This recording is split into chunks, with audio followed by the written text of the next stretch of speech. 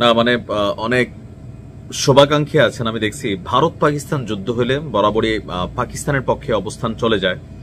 তো এখন যে পাকিস্তান এবং আফগানিস্তানের মধ্যে যুদ্ধ হচ্ছে, বাংলাদেশের মানুষ আসলে কোন পক্ষে যাবে? মানে আফগানিস্তানের পক্ষে নাকি পাকিস্তানের পক্ষে? আবার দেখছি অনেকে নীরব নীরব আছেন। এই যে এক দেশ আরেক দেশের প্রায় কারো 200 কারো 250 সেনা মাইরা ফেললো, শহর উড়াই দিল, এক দেশ আরেক দেশের পতাকা টতাকা সব উড়াইয়া মুড়াইয়া ফালাই দিল।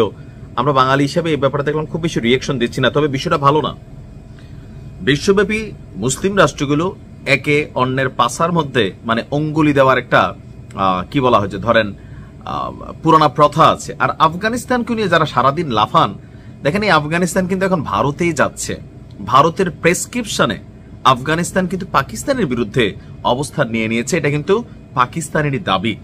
গতকালকে সারা রাত যাবৎ যে পরিমাণ হামলা আফগানিস্তান করছে পাকিস্তানের ঢুইকা বা সীমান্তে, যদিও আমি যখন নিউজটি করছি দুই দেশই যুদ্ধের সর্বোচ্চ প্রস্তুতি নিয়েছে, তবে কাতার এবং সৌদির অনুরোধে সাময়িকভাবে হামলাটা বন্ধ আছে। কিন্তু দুই পক্ষ যেভাবে উত্তেজনা ছড়াচ্ছে, যে কোনো মুহূর্তে ইতিহাসের আরেকটা বড় রক্তক্ষয়ী সংঘর্ষ ঘটতে যাচ্ছে দুই দেশের মধ্যে। দর্শক, আমরা যদি দেখি আফগানদের হামলায় আপনার নিজেদের 23 জন সেনা সদস্য নিহত হয়েছে, আর পাকিস্তানের হামলায় আফগানিস্তানের 200 জনের বেশি সৈন্য নিহত এবং আহত হয়েছে। শনিবার থেকে শুরু করেছে এই হামলা। হঠাৎ করেই হামলা শুরুটা হয়েছিল। পাকিস্তান সেনাবাহিনীর দাবি যে তাদের যে সন্ত্রাসী গোষ্ঠী বিভিন্ন সময় পাকিস্তানকে ক্ষয়ক্ষতিগ্রস্ত করে, তাদের যারা একদম কি একটা গোষ্ঠী আছে, সেই গোষ্ঠীর যে প্রধান, সে আপনার আফগানিস্তানের রাজধানীতে বসবাস করছিল। তার অবস্থান সম্পর্কে আপনার পাকিস্তানের গোয়েন্দা তথ্য জানতে পারার পরপরই তারা সেখানে অভিযান চালায়।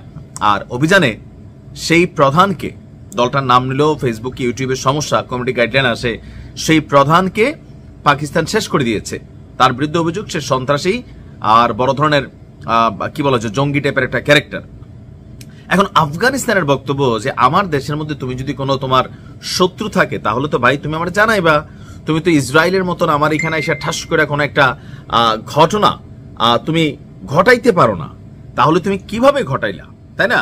তো যদি তুমি এই ঘটনাটা ঘটাইছো, সো ল পাল্টা ঘটনা ঘটাই দিছি। কারণ এই মুহূর্তে ভারতের মধ্যে আফগানিস্তানের সম্ভবত পররাষ্ট্রমন্ত্রী সফর করতেছেন, সেখান থেকে তিনি এবার পাকিস্তানকে বার্তা দিচ্ছেন আমরা যে ডরাই না, পাকিস্তানের কিন্তু এটা জানা উচিত যে মানে আমরা ধরলে কি অবস্থা হয়। এখন এই যে একটা সিচুয়েশন তৈরি হয়ে গেল, আফগানিস্তানকে নিয়ে বৈশ্বিক যে শক্তিগুলা তারা কিন্তু খেলা শুরু করছে। আপনি দেখেন সিরিয়ার নিয়ে খেলা শুরু করছে, কারণ আমেরিকা সিরিয়ার যে ক্ষমতাসীন বর্তমান প্রেসিডেন্ট, তার মাথার মূল্যই কত $মিলিয়ন দিছিল। সেই ব্যক্তির উপরে, সিরিয়ার উপরে সকল নিষেধাজ্ঞা ছড়াইয়া ট্রাম্প এখন সিরিয়ারে করে নিচ্ছে, আর তাকে সেই ওয়াশিংটনের হোয়াইট হাউসে ডেকে নিচ্ছে। আবার পাকিস্তানকেও ইদানিং সময় আমেরিকা ঘন ঘন ডাকতেছে। অপরদিকে ভারত আপনার আফগানিস্তানকে কোলে নিচ্ছে, সেখানে বিনিয়োগ করতেছে। আপনারা অনেকেই জানেন যে ভারত এবং আফগানিস্তানের মধ্যে খুবই ভালো একটা সম্পর্ক হয়ে গেছে, ব্যবসা বাণিজ্য, টাকা পয়সা, লেনদেন, অনেক কিছু কিন্তু তারা একটা অবস্থানে আছে। এখন আসলে ঘটনাটা কি? আফগানিস্তানের প্রতি রাশিয়া, চীন বিশাল বিনিয়োগ করছে। ভারত, আমেরিকাও সম্ভব এখন পর্যন্ত ওইভাবে ইনক্লুড না হলেও আসবে। যে পরমাণু শক্তি বা পরমাণু বিষয় নিয়ে যে আফগানরা কাজ করতেছে, এটা কিন্তু অনেকের নজরে পড়ে আছে। ইভেন ধরেন এখানে একটা সামরিক ঘাঁটি গাড়তে পারলে পশ্চিমারা, এদিক দিয়ে আবার চীনরে ব্যালেন্স রাখা যায়, ভারতরে ব্যালেন্স রাখা যায়।